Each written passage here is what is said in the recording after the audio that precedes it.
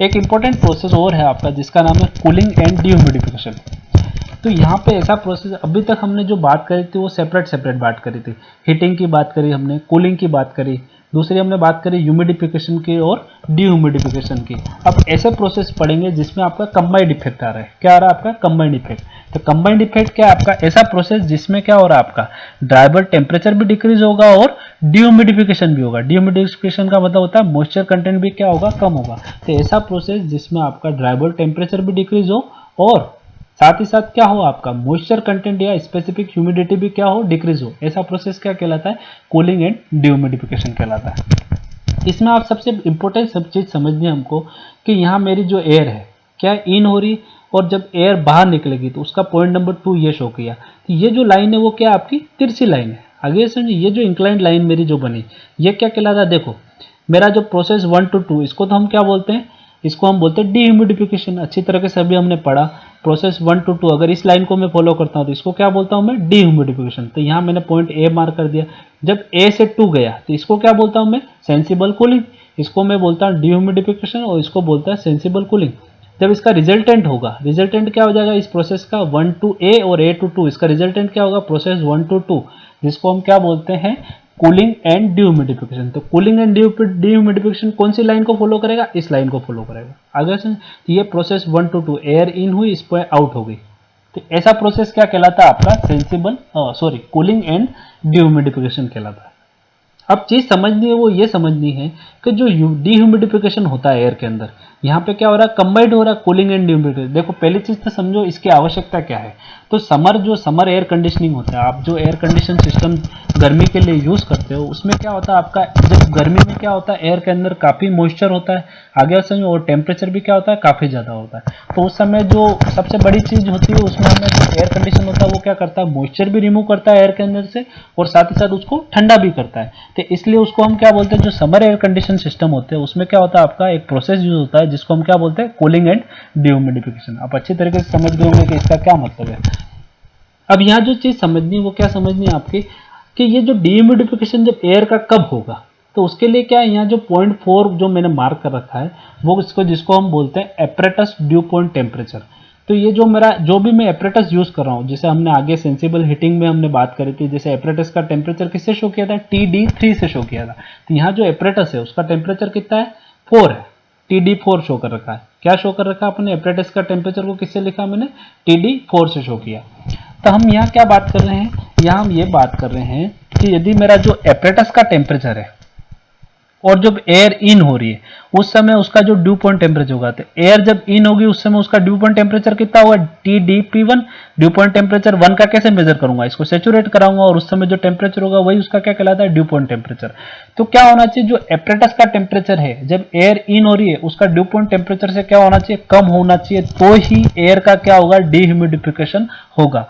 तो यहाँ हमको समझना है कि किसी भी एयर का डिह्यूमिडिफिकेशन कब होगा। तो उस एयर का डिह्यूमिडिफिकेशन तभी हो सकता है जब उस एपरेटस का, जिस एपरेटस में अपन कूलिंग और डिह्यूमिडिफिकेशन करवा रहे हैं, उस एपरेटस का जो टेम्परेचर है वो जब एयर इन हो रही है उस समय उसका जो ड्यू पॉइंट टेम्परेचर होगा उससे क्या होना चाहिए? कम होना चाहिए। इसका मतलब ये हो जाएगा कि TD4 is less than TDP1, जो हमने यहाँ लिख रखी लाइन में। आगे बात समझे, ऐसा होगा तो उस समय जब एयर का क्या होगा आपका? उस समय एयर का क्या हो जाएगा? डिह्यूमिडिफिकेशन हो जाएगा। जब ऐसा प्रोसेस होता है तो ये कौन सी लाइन को फॉलो करता है? इस लाइन को फॉलो करता है 1 to 2। आगे बात समझे, ऐसा प्रोसेस क्या कहलाता है? Cooling and dehumidification. आप देख सकते हो यहाँ पे रिलेटिव ह्यूमिडिटी कितनी होगी? 5.1, और यहाँ पे रिलेटिव ह्यूमिडिटी क्या होगी? 5.2 होगी। तो हम देख रहे हैं रिलेटिव ह्यूमिडिटी 5.1 से 5.2 क्या हो गई? बढ़ गई। साथ ही साथ हमने देखा मॉइस्चर कंटेंट W1 से W2 डिक्रीज हो गया। साथ ही साथ हमने देखा टेम्परेचर जो था ड्राइबल टेम्परेचर TD1 से TD2 हो गया। मतलब क्या होगा? ड्राइबल टेम्परेचर डिक्रीज हुआ, इसलिए इसको हम कूलिंग एंड डिह्यूमिडिफिकेशन कहते हैं। अब यहाँ इंपॉर्टेंट चीजें हमको क्या है? हीट रिमूवल निकालना। आप देख रहे हो यहाँ क्या हुआ? हीट रिमूव हुई, टेम्परेचर डिक्रीज हुआ, मतलब हीट रिमूव हुई। तो हीट कितने पार्ट में रिमूव हुई? 2 पार्ट में। 2 पार्ट में कैसे? इसको बोलते हैं लेटेंट हीट रिमूवल, इसको क्या बोलते हैं? Sensible heat removal. तो टोटल हीट रिमूवल कितनी हो जाएगी? Latent heat plus sensible heat. तो लेटेंट हीट कैसे निकालेंगे? H1 minus HA। इसकी एंथैल्पी नोट करेंगे, इसकी एंथैल्पी नोट करेंगे, इसकी नोट करेंगे। और सेंसिबल हीट कैसे निकालेंगे? HA minus H2। आगे बात समझ में? तो H1 minus HA plus HA minus H2। तो HA से HA कट गया तो क्या बचा? H1 minus H2। इसको बोलते हैं टोटल हीट रिमूवल। यदि हमें सेंसिबल हीट फैक्टर निकालना तो हम अच्छे तरीके से जानते हैं, तो सेंसिबल हीट फैक्टर क्या होता है आपका, total heat upon sensible heat plus latent heat. आगे बात समझ में, sensible heat upon total heat, sensible heat ये रही, यहाँ से कैलकुलेट करेंगे HA माइनस H2, और टोटल हीट क्या हो जाएगी आपकी, latent heat H1 minus HA plus HA minus H2, ये टोटल हीट होगी, तो इसको बोलते हैं सेंसिबल हीट फैक्टर। यदि हम यहाँ बाईपास फैक्टर निकालने की कोशिश करें तो बाईपास फैक्टर कैसे निकालेंगे, तो यहाँ मेरा जो एपरेटस है उसका टेम्परेचर कितना है आपका TD4। आगे बात समझे, तो इसको हम क्या बोलते हैं ADP, apparatus due point temperature. तो ये ADP क्या है आपका, एपरेटस ड्यू पॉइंट टेम्परेचर, जिसको अपन ने किससे शो कर रखा है, TD4 से।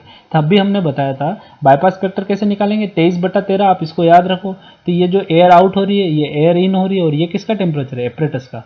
तो TD2 minus ADP apparatus due point temperature divide by TD1 minus ADP apparatus temperature. 3 क्या होता है आपका, एपरेटस टेम्परेचर। इस तरीके से हम क्या कैलकुलेट करेंगे, बाईपास फैक्टर। सिंपली कुछ ऐसा कोई खास चीज नहीं है आपकी, सिंपली 1 to 2 अगर इस लाइन को फॉलो करता है तो ऐसा प्रोसेस क्या कहलाता है, कूलिंग एंड डिह्यूमिडिफिकेशन। और इसमें क्या हो रहा है आपका, उसका ड्राइबल टेम्परेचर भी डिक्रीज हो रहा है और स्पेसिफिक ह्यूमिडिटी भी क्या हो रही है, डिक्रीज हो रही है। नेक्स्ट टॉपिक है, उसका नाम है कूलिंग एंड ह्यूमिडिफिकेशन, जिसको हम इवोपरेटिव कूलिंग भी बोलते हैं। तो हम अच्छी तरीके से जानते हैं कूलिंग का मतलब होता है उसका ड्राइबल टेम्परेचर को डिक्रीज होना, और ह्यूमिडिफिकेशन का मतलब होता है उसकी स्पेसिफिक ह्यूमिडिटी का बढ़ना। तो ऐसा प्रोसेस जिसमें कूलिंग भी हो रही है और ह्यूमिडिफिकेशन भी होता है, ऐसा प्रोसेस क्या कहलाता है आपका, ऐसा प्रोसेस कहलाता है मेरा इवोपरेटिव कूलिंग। आगे बात समझे, आप देख सकते हो यहाँ पे अगर साइकोमेट्रिक प्रोसेस की बात करें तो, या साइकोमेट्रिक चार्ट की बात करें तो, साइकोमेट्रिक चार्ट में ऐसा प्रोसेस कौन सी लाइन को फॉलो करता है। देखो, कूलिंग का मतलब होता है TD1 से TD टेम्परेचर डिक्रीज होना और उसकी स्पेसिफिक ह्यूमिडिटी का बढ़ना। तो ये लाइन कौन सी फॉलो करेगा, इस लाइन को फॉलो करेगा। और जब कूलिंग और ह्यूमिडिफिकेशन होता है उस समय आप देख सकते हो ये इस कांस्टेंट एंथैल्पी लाइन को फॉलो कर रहा है।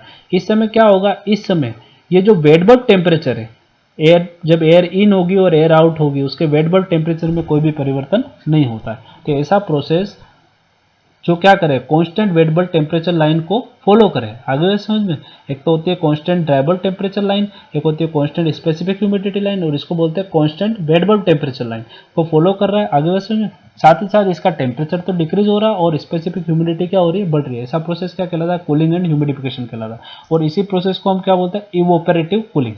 इसको इवोपरेटिव कूलिंग क्यों बोलते हैं, देखो समझो, यहाँ एयर मेरी इन हो रही है, ठीक है, और यहाँ से एयर क्या हो रही है, आउट हो रही है। अब यहाँ क्या किया मैंने, वाटर को स्प्रे करवा रहा हूँ, और वाटर जो स्प्रे हो रहा है वो एटोमाइज फॉर्म में हो रहा है, बारीक स्प्रे के रूप में अपन क्या कर रहे हैं, उसको स्प्रे करवा रहे हैं। जब भी यहाँ से एयर इस वाटर स्प्रे के कॉन्टेक्ट में आएगी तो वाटर का क्या हो जाता है, जो स्प्रे फॉर्म में जो वाटर है उसका इवोपरेशन शुरू हो जाता है, और इवोपरेशन शुरू होने की वजह से जो एयर का टेम्परेचर तो क्या होगा, डिक्रीज होगा, और जो वाटर इवोपरेट हुआ वो एयर के साथ क्या हो जाएगा, मिक्स हो जाएगा। तो यहाँ दो चीजें हुई, इवोपरेशन की वजह से क्या हो गई, कूलिंग हुई, एयर तो क्या होगी, ठंडी होगी, साथ ही साथ उस इवोपरेशन की वजह से पानी के अंदर क्या होगी, वाष्प की मात्रा, एयर के अंदर जो वेपर की मात्रा है वो क्या होगी, बढ़ेगी। इस वजह से इसको क्या बोलते हैं, इस प्रोसेस को इवोपरेटिव कूलिंग बोलते हैं। और देखो, इवोपरेशन की वजह से क्या हुआ, एयर की कूलिंग हुई, और उस इवोपरेशन की वजह से एयर के अंदर मॉइस्चर भी बढ़ेगा। इस वजह से जब आउट होगी तो उस समय उस एयर का टेम्परेचर और मॉइस्चर दोनों बढ़ जाएगा। इस वजह से इस प्रोसेस को इवोपरेटिव कूलिंग भी कहते हैं। आप अच्छी तरीके से समझ गए होंगे इसको इवोपरेटिव कूलिंग क्यों बोलते हैं, और इस प्रोसेस में क्या है, इस प्रोसेस का नाम है कूलिंग एंड ह्यूमिडिफिकेशन। और ये किस लाइन को फॉलो करता है, इस लाइन को फॉलो करता है। और इस समय जो वेट बल्ब टेम्परेचर है वो क्या रहेगा आपका, 1 और 2 का क्या रहेगा, कांस्टेंट रहेगा। अच्छी तरीके से समझो, इवोपरेटिव कूलिंग के अंदर वेट बल्ब टेम्परेचर में कोई भी परिवर्तन नहीं होगा। आप देखो यहाँ पे रिलेटिव ह्यूमिडिटी 5.1 होगी और यहाँ रिलेटिव ह्यूमिडिटी कितनी है, 5.2। तो रिलेटिव ह्यूमिडिटी क्या हो रही है, बढ़ रही है।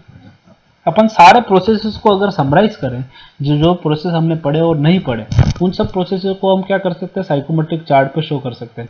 हम जानते हैं ये अगर मान लो मेरा पॉइंट इनिशियल पॉइंट 1 है, मेरी जब एयर एंटर हो रही है तो हीटिंग होगी तो वो किस लाइन को फॉलो करेगी, इस लाइन को फॉलो करेगी, क्योंकि स्पेसिफिक ह्यूमिडिटी में कोई परिवर्तन नहीं होता है। अगर समझो कूलिंग होगा तो किस लाइन को फॉलो करेगी, इस लाइन को फॉलो, इसको बोलते हैं सेंसिबल कूलिंग।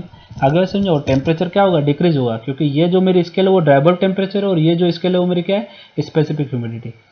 ह्यूमिडिटी का क्या मतलब है, ह्यूमिडिफिकेशन का मतलब होता है एयर के अंदर मॉइस्चर की मात्रा बढ़ना, बट ड्राई बल्ब टेम्परेचर के अंदर कोई भी परिवर्तन ना होता, ये इस लाइन को फॉलो करेगी। डीह्यूमिडिफिकेशन किसको फॉलो करेगी, इसको फॉलो करेगी। आगे समझ में। अब बात आती है कंबाइंड इफेक्ट। कंबाइंड इफेक्ट, तो ये जो लाइन है इसको बोलते हैं, देखो ये तो हीटिंग है और ये ह्यूमिडिफिकेशन है, तो ये क्या हो जाएगी, हीटिंग प्लस ह्यूमिडिफिकेशन। सिमिलरली ये कूलिंग है और ये ह्यूमिडिफिकेशन है। तो ये लाइन क्या हो जाएगी मेरी, कूलिंग प्लस ह्यूमिडिफिकेशन, जैसा कि हमने यहाँ पढ़ा जिसको इवोपरेटिव कूलिंग बोलते हैं। ये कौन सी लाइन को फॉलो करेगी, इस लाइन को फॉलो करेगी। सिमिलरली ये कूलिंग है और ये डीह्यूमिडिफिकेशन है, तो ये किस लाइन को फॉलो करेगी, ये इस लाइन को फॉलो करेगी। ये समर एयर कंडीशनिंग सिस्टम हो गया आपका, आगे बात समझ में। और ये डीह्यूमिडिफिकेशन है, ये हीटिंग है, तो ये क्या कहलाता है, हीटिंग प्लस डीह्यूमिडिफिकेशन। तो ये कुछ प्रोसेसेस है साइकोमेट्री के अंदर जो यूज होते हैं। आप सिंपली इस चार्ट से आप समझ सकते हो कि प्रोसेसेस की डायरेक्शन क्या होगी और प्रोसेस किस तरीके से एग्जीक्यूट होगा। एक और इंपॉर्टेंट प्रोसेस है जिसको हम बोलते हैं adiabatic mixing of two air stream. यदि हम दो एयर लेते हैं जिसका आपका जो दोनों एयर के जो मास, एंथैल्पी और स्पेसिफिक ह्यूमिडिटी क्या है आपकी अलग अलग है। सपोज करो जो एयर 1 है वो उसका जो मास है वो m1 है, एंथैल्पी h1 है और स्पेसिफिक ह्यूमिडिटी क्या है उसकी w1 है। सिमिलरली जो एयर 2 है उसकी मास m2 है, एंथैल्पी h2 और स्पेसिफिक ह्यूमिडिटी क्या है w2 है। जब ये दोनों अलग अलग एयर को जब हम मिक्स करते हैं तो उसका जो मास होगा वो m3 होगा, एंथैल्पी h3 होगी और w3 होगी। अब बात कर रहे हैं ये जो थर्ड एयर बनेगी दोनों को मिक्स करने के बाद इसकी जो कंडीशन है वो डिपेंड करती है किस बात पे डिपेंड करती है, देखो। और इसका जो लोकेशन होगी वो कहाँ पर होगी, साइकोमेट्रिक चार्ट के ऊपर। तो साइकोमेट्रिक चार्ट पे हम देखेंगे, ये जब अपन सारी चीज़ें समझेंगे तो पहले हम साइकोमेट्रिक चार्ट बनाते हैं। ये साइकोमेट्रिक चार्ट पे ये एयर 1 है आपकी, W1 और H1 से मैंने पॉइंट मार्क कर दिया, सिमिलरली W2 और H2 से मार्क कर दिया। आगे बात समझ में। मेरी जो एयर 3 होगी वो स्ट्रेट लाइन, ये जो मेरी इन दोनों को जब मिलाऊंगा तो ये लाइन क्या बनती है, लाइन 1 2 बोलते हैं इसको, क्या बोलते हैं, लाइन 1 2। तो मेरा जो पॉइंट 3 होगा ऑलवेज, जो वो पॉइंट 3 होगा वो क्या होगा, ऑलवेज लाइज बिटवीन 1 एंड 2। मेरा जो पॉइंट 3 होगा वो क्या होगा, जब मिक्स होगी एयर, एडियाबेटिक मिक्सिंग क्या कहता है, जब एयर को मिक्स करोगे तो ये जो पॉइंट 3 होगा वो हमेशा इस स्ट्रेट लाइन 1 2 के ऊपर क्या होगा, 1 2 के कहीं ना कहीं मध्य में उपस्थित होगा। आगे बात समझिए, इसको अपन समझते हैं। सपोज करो सबसे पहले मास बैलेंस करता हूं, तो मास बैलेंस क्या हो जाएगा, m1 प्लस m2 बराबर m3। यहाँ से m1 गया, यहाँ से m2 हुआ तो क्या बनेगा m3। तो total mass m1 plus m2 बराबर क्या हो जाएगा, m3 हो जाएगा। एनर्जी बैलेंस करते हैं, हीट यहाँ से h1 गई, यहाँ से h2 गई थी, यहाँ क्या मिली अपन को h3 थे। m1 h1 plus m2 h2 बराबर क्या हो जाएगा, m3 h3। इसको इक्वेशन नंबर 2 बोल दो। अगर अपन वाटर वेपर बैलेंस करते हैं मास का, अगर मास वाटर वेपर बैलेंस करें तो यहाँ से क्या हो गया m1 w1, यहाँ से m2 w2 क्या, और रिजल्ट में क्या मिलेगा हमको m3 w3। ये भी क्या होंगे, इक्वल होंगे। ये 3 इक्वेशन बनती है।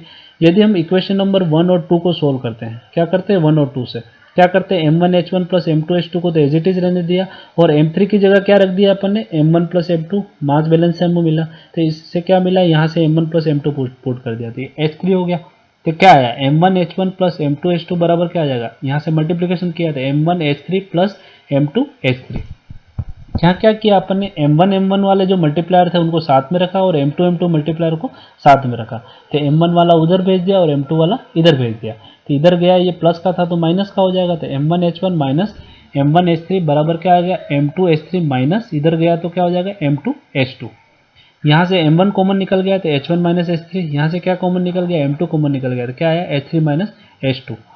तो यहाँ से अब अपन रेशो निकालते हैं, यहाँ से m2 को नीचे भेज दिया और इसको क्रॉस मल्टीप्लिकेशन से नीचे भेज दिया। तो m1 अपन m2 बराबर क्या आ गया, h3 minus h2 divided by h1 minus h3। आगे बात समझ में। तो इससे हमको क्या मिल जाएगा, मास रेशो मिल जाएगा। सिमिलरली हम क्या कर सकते हैं, बाय 1 एंड 3। सिमिलरली हमने यहाँ पे m3 की वैल्यू पुट की, सिमिलरली इस m3 की वैल्यू अगर यहाँ पुट करता है तो क्या आएगा, ये इसी की तरह सोल्व करेंगे। ये h की जगह खाली w लिखना है तो w3 minus w2 divide by w1 minus w2। हमने क्या चीज़ सीखी, हमने ये क्या मिला, ये it is the ratio of mass. तो दो फाइनल कंडीशन जो होगी वो कहाँ होगी, वो हमारी जो लाई करेगी किस पे करेगी, जो फाइनल पॉइंट होगा वो इस स्ट्रेट लाइन 1 2 पे लाई करेगा। और जो ये पॉइंट 3 है, ये जो इसको क्या बोलेंगे हम, पॉइंट 3। ये जो पॉइंट 3 है वो लाइन 1 और 2 को डिवाइड करता है इनवर्स रेशो ऑफ मासेस में। किस में रिवर्स करता है, आपका inverse ratio of mixing masses. तो the final condition lie on the straight line 1 and 2 and the point 3 divide the line 1 2 in the inverse ratio of mixing masses। ये simply हमको कुछ नहीं है, ये हमारा जो पॉइंट 3 की एंथैल्पी और पॉइंट 3 की स्पेसिफिक ह्यूमिडिटी अगर कैलकुलेट करनी है तो हम क्या कर सकते हैं, इन दोनों इक्वेशन से कैलकुलेट कर सकते हैं। तो इससे हमें क्या मिलेगी, वो ये चीज़ पता पड़ेगी कि ये जो पॉइंट आया वो क्या कर रहा है, इस स्ट्रेट लाइन पे ही मौजूद है। आगे बात समझना। इसको पढ़ना क्यों आवश्यकता है, इसको पढ़ना इसलिए पड़ता है क्योंकि क्या होता है, यदि हम अगर हमको ये पता होना चाहिए कि हम दो एयर हैं वो डिफरेंट डिफरेंट प्रॉपर्टीज की है। जब उसको मिक्स करोगे तो जो रिजल्टेंट आपकी एयर बनेगी उसकी जो कंडीशन होगी वो क्या होगी। तो आप एक एग्जांपल से समझ सकते हो कि एक ऐसी एयर है जिसकी स्पेसिफिक ह्यूमिडिटी काफ़ी ज़्यादा है, क्या है आपकी, काफ़ी ज़्यादा, और एक ऐसी एयर है जिसकी स्पेसिफिक ह्यूमिडिटी भी कम है और उसका टेम्परेचर भी क्या है, काफ़ी कम है। तो एक कोल्ड एयर है और एक हाई स्पेसिफिक ह्यूमिडिटी एयर है। तो हाई स्पेसिफिक ह्यूमिडिटी और कोल्ड एयर को जब मिक्स करोगे तो मेरी जो रिजल्टेंट एयर होगी वो क्या होगी आपकी, इस सेचुरेटेड कर्व के भी क्या हो जाएगी, बाहर निकल जाएगी। हम जानते हैं ये स्ट्रेट लाइन पे लाई करेगी, तो इन दोनों को जब मिलाओगे तो स्ट्रेट लाइन ये मिलेगी। तो मेरी जो रिजल्टेंट एयर है वो क्या हो जाएगी, इस सेचुरेटेड कर्व को भी क्रॉस कर जाएगी। तो ये जैसा जो रीजन होता है इस साइकोमेट्रिक चार्ट में, इसको हम बोलते हैं फॉग रीजन। तो आपको क्या मिलेगा, जब दोनों को मिक्स कर दोगे धुआं निकल जाएगा, धुंध बन जाएगी, तो इसको बोलते हैं फॉग रीजन। ये मेरी 100% रिलेटिव ह्यूमिडिटी इससे भी क्या हो गई, बाहर निकल गई। तो आप समझ सकते हो कि दो अलग अलग एयर को मिक्स करोगे तो रिजल्टेंट एयर क्या बनेगी, किस तरह की उसकी प्रॉपर्टीज होंगी। तो वो सारी चीजें हमको क्या मिल सकती है, इस चार्ट से हम उसकी स्टडी कर सकते हैं। तो ये सिंपली आपका adiabatic mixing of two air stream है। आशा करता हूँ आप अच्छे से ये टॉपिक समझ पाए होंगे। धन्यवाद। जय हिंद।